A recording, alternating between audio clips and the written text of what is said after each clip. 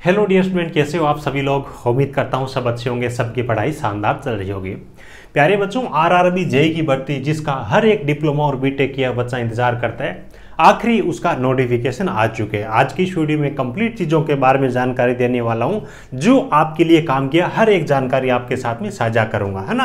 Qualification के बारे में, एज लिमिट के बारे में, सिलेक्शन प्रोसेस के बारे में, CBT 1 CBT 2 के पेपर पैटर्न के बारे में बात करने वाले हैं। एग्जाम आपका कब तक हो सकता है, कब तक आपको तैयारी करने के लिए टाइम मिलेगा, सिलेबस के बारे में, हर चीज़ के बारे में जानकारी देने वाला हूँ ना। वैसे तो आप देखो कई सारे वीडियो आपने देखे ही होंगे नोटिफिकेशन के बारे में, तो सब चीज़ों के बारे में अलग अलग जानकारी आपको मिल ही जाती है। लेकिन A to Z अपन बात करेंगे, जैसे कि बहुत सारे बच्चे ऐसे भी है ना, मेडिकल स्टैंडर्ड के बारे में पूछते हैं, चश्मा लगा हुआ क्या मैं अप्लाई कर पाऊंगा, क्या फाइनल ईयर में हूँ क्या मैं अप्लाई कर पाऊंगा।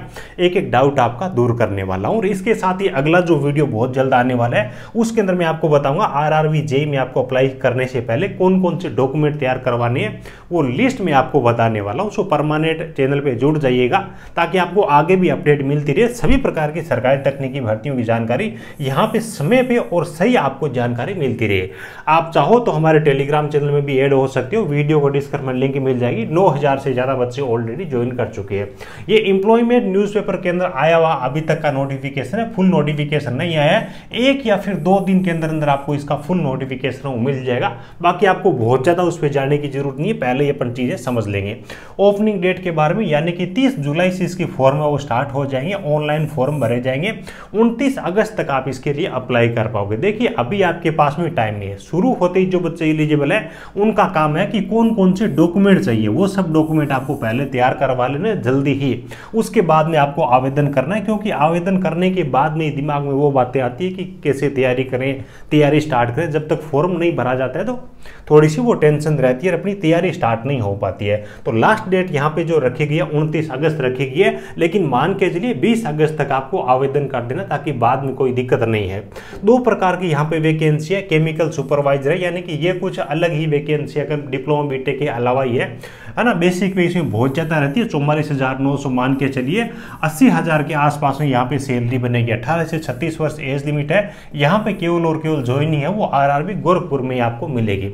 उसके बाद देखिए जो सबसे बड़ी वैकेंसी इसके अंदर जूनियर इंजीनियर की वैकेंसी है, डिपो मेटेरियल सुपरिटेंडेंट की वैकेंसी है, केमिकल एंड मेटलर्जिकल असिस्टेंट वाली वैकेंसी है। लेवल 6 की वैकेंसी है। SSC वगैरह में जो सैलरी रहती है लगभग वही सैलरी रहेगी, 35,400 आपकी बेसिक है, यानी कि मान के चलिए कंप्लीट जो आपके सारे वेतन भत्ते मिलाने के बाद में 60,000 से अब वो इन हैंड सैलरी आपकी स्टार्टिंग से ही मिलेगी। 18 से 36 वर्ष एज लिमिट है। नॉर्मली जेईई के अंदर एज लिमिट 33 वर्ष रखी जाती है आरआरबी में, लेकिन 3 साल ये कोविड वाली छूट दी गई है। 7,934 यहाँ पे टोटल जेईई की वैकेंसी है ना। जैसे कि यहाँ पे इन्होंने मेंशन कर रखा है, कोविड की वजह से 3 साल की छूट दी गई है। उसके बाद देखिए आरआरबी वाइज जो वैकेंसी है उसके बारे में ये अलग से अनेक्सर बी होगा, उसके अंदर आपको जानकारी मिलेगी, जो कि डिटेल जो इनका सेंट्रलाइज नोटिफिकेशन होगा उसमें जानकारी मिलेगी। इसमें यहां तक इन्होंने जानकारी नहीं दी है। अब देखो एज लिमिट वगैरह के बारे में, आपकी कब तक एज कंप्लीट होनी चाहिए उसके बारे में। एज की जो कट ऑफ डेट है ना 1/1/25 यानी कि आने वाली 1 जनवरी है, उसके अकॉर्डिंग एज को आपको काउंट करना होगा, ठीक है, ये चीज होगी। उसके बाद एजुकेशन क्वालिफिकेशन है तो डिफरेंट रहेगी, लेकिन डिप्लोमा बीटेक वाले बच्चे आवेदन कर पाएंगे, कोई दिक्कत है नहीं। उसके बाद देखो फाइनल ईयर वाले काफी सारे बच्चे बोलेंगे कि हम अप्लाई कर पाएंगे नहीं पाएंगे। देखो कैंडिडेट्स वेटिंग फॉर रिजल्ट, ठीक है, प्रिस्क्राइब्ड क्वालिफिकेशन से शुड नॉट अप्लाई, यानी कि जो मतलब वेटिंग वाले बच्चे जिनका रिजल्ट नहीं आया या फिर फाइनल ईयर के अंदर जो बच्चे पढ़ाई कर रहे हैं ना, वो बच्चे यहाँ पे आवेदन करने के लिए एलिजिबल नहीं रहेंगे। यानी कि क्लोजिंग डेट तक आपके पास में डॉक्यूमेंट होना चाहिए, वही बच्चा आवेदन करेगा। इस चीज का खास तौर से ध्यान रख लेना। उसके बाद मेडिकल स्टैंडर्ड है, इसके बारे में यहाँ पे इन्होंने मतलब बता रखा है कि जो फुल नोटिफिकेशन है उसके अंदर आपको अलग अलग डिटेल में जानकारी मिलेगी। लेकिन खास तौर से मैं आपको बताऊं, पिछला नोटिफिकेशन मैंने देखा है, जिन बच्चों के चश्मा वगैरह लगा हुआ है वो चलेगा, कोई भी दिक्कत नहीं है। जिनकी आंखें 6/9 हुआ वो भी अप्लाई कर पाएंगे, 6/12 है वो भी अप्लाई कर पाएंगे, और 6/18 तक है वो बच्चे भी अप्लाई कर पाएंगे। नॉर्मल कलर विजन है तो भी चल जाएगा, लेकिन ज्यादा नहीं होना चाहिए, ठीक है। तो मेडिकल स्टैंडर्ड है, यहाँ पे ठीक ठाक रहेगा। SC ST OBC EWS जो भी आपके सर्टिफिकेट है सेंट्रल गवर्नमेंट के होने चाहिए, ये ध्यान रखना, स्टेट के नहीं चलेंगे, ठीक है। मोड ऑफ एग्जामिनेशन है ऑनलाइन एग्जाम होंगे, 2 स्टेज के अंदर एग्जाम होंगे, CBT 1 होगा और CBT 2 होगा, है ना। दोनों के बारे में आपको आगे जानकारी दे देता हूं। उसके बाद एप्लीकेशन फीस है, तो देखो SC ST एक्स सर्विसमैन है ना, उनसे 250 रुपये चार्ज लिया जाएगा। CBT 1 जब बच्चे ये अटेंड कर लेंगे तो उसके बाद में ये पेमेंट है उनको रिफंड हो जाएगी। बाकी जितनी भी कैटेगरी है उन सबसे 500 रुपये फॉर्म भरते टाइम चार्ज लिया जाएगा, और CBT 1 जब आप अटेंड कर लोगे तो 400 रुपये आपको रिफंड हो जाएगा। फॉर्म भरते हो तो CBT 1 आपको अटेंड करना पड़ेगा, तभी आपको रिफंड होगा, ठीक है। ये चीज़ अप्लाई आपको ऑनलाइन करना होगा, डेट मैंने आपको बताई दी। ये अलग अलग RRB उनकी वेबसाइट है, ठीक है।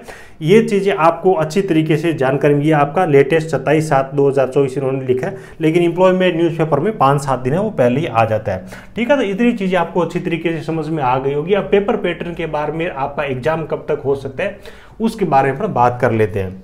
चलिए, तो पहले अपन बात कर लेते हैं सिलेक्शन प्रोसेस या फिर अपन बोले पेपर पैटर्न के बारे में। 2 आपके एग्जाम होने वाले, जैसे कि मैंने आपको बताया CBT 1 होगा, उसके बाद में CBT आपका 2 होने वाला है। स्टेज 1 जो होगा, CBT 1 जो होगा, ये केवल और केवल मतलब क्या है कि छंटनी करने के लायक होगा ना, यानी कि 15 गुना जो बच्चे हैं ना प्रत्येक कैटेगरी वाइज प्रत्येक कैटेगरी में जितनी वैकेंसी है उसके 15 गुना बच्चों को CBT 2 के लिए यहाँ से इसके माध्यम से स्क्रीनिंग की जाएगी, छांटा जाएगा।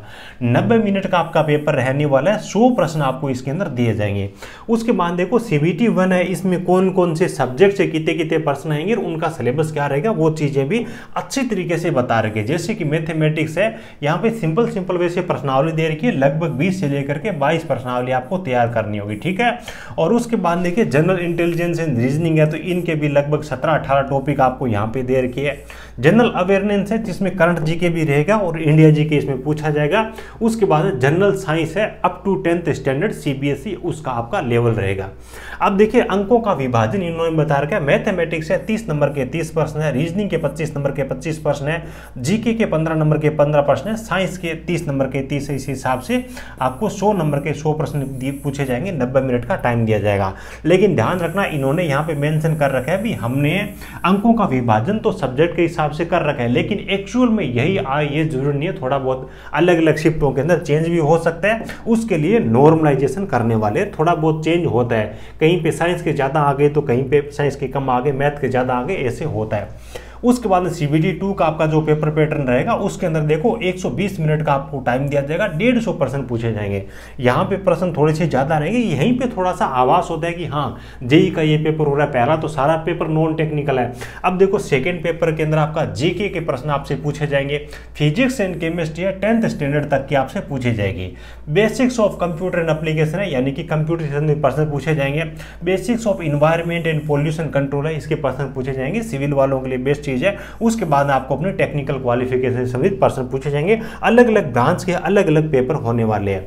अब देखो यहाँ पे सब्जेक्ट के हिसाब से CBT 2 का भी वेटेज यहाँ पे बांटा गया है। जी के 15 नंबर के 15 प्रश्न है, फिजिक्स केमिस्ट्री 15-15 है, कंप्यूटर के 10 प्रश्न है, पोल्यूशन कंट्रोल के 10 प्रश्न है। उसके बाद में 150 में से 100 प्रश्न आपकी क्वालिफिकेशन यानी कि ब्रांच से संबंधित रहेंगे, ठीक है। ये आपको 150 प्रश्न पूछे जाएंगे। टाइम कम है, 120 मिनट का इसको अटेंड करने के लिए टाइम दिया जाएगा। हालांकि थोड़ा बहुत इन प्रश्नों के अंदर सब्जेक्ट के हिसाब से अलग अलग वेरिएशन है वो हो सकता है, तो यहाँ पे इन्होंने अलग अलग वो सब चीजें बता दी है, ठीक है। सिलेबस वगैरह आपको अच्छे से समझ में आ गया होगा। अब तैयारी करने के लिए आपको कितना टाइम मिलेगा, मान के चलिए देखो पहले आपका ALP वालों का एग्जाम होने वाला है, उसके बाद टेक्नीशियन का एग्जाम होगा। ALP का जून से अगस्त तक का इन्होंने टाइम दे रखा था, जून चला गया, जुलाई का महीना लगभग चला गया, तो अगस्त का महीना मान के चलिए ALP का होने वाला है। उसके बाद टेक्नीशियन के एग्जाम होंगे। आपका मान के चलिए कम से कम आपको तैयारी करने के लिए 3 महीने का टाइम मिल जाएगा, यानी कि ये जुलाई का महीना एंड हो रहा है ना, अगस्त, सितंबर और अक्टूबर यानी नवंबर तक आपके एग्जाम होने की संभावना है, क्योंकि रेलवे का काफी बिजी शेड्यूल है, आपको पता है बहुत सारे एग्जाम इनको करवाने हैं,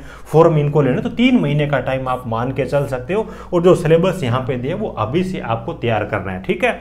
और जिन बच्चों के पास में ग्रेजुएशन की डिग्री है साथ में, तो उनके लिए NTPC की भी वैकेंसी आ रही है, CBT यहाँ पे बहुत सारे सब्जेक्ट है वो वहां पर भी आपको मिलेंगे। तो एक फंत दो काज वाली आपके लिए बात रहने वाली है। उम्मीद है सब चीजें आपको बहुत ही अच्छी तरीके से समझ में आ गई होगी। वीडियो अच्छा लगा हो तो प्यारा सा लाइक जरूर करना, पहली बार विजिट कर रहा हो सब्सक्राइब जरूर कर लीजिएगा। अगला जो वीडियो आएगा उसके अंदर डॉक्यूमेंट्स कौन कौन से चाहिए आपको अप्लाई करने के लिए उसके बारे में आपको जानकारी देने वाला हूँ। Thank you, best of luck.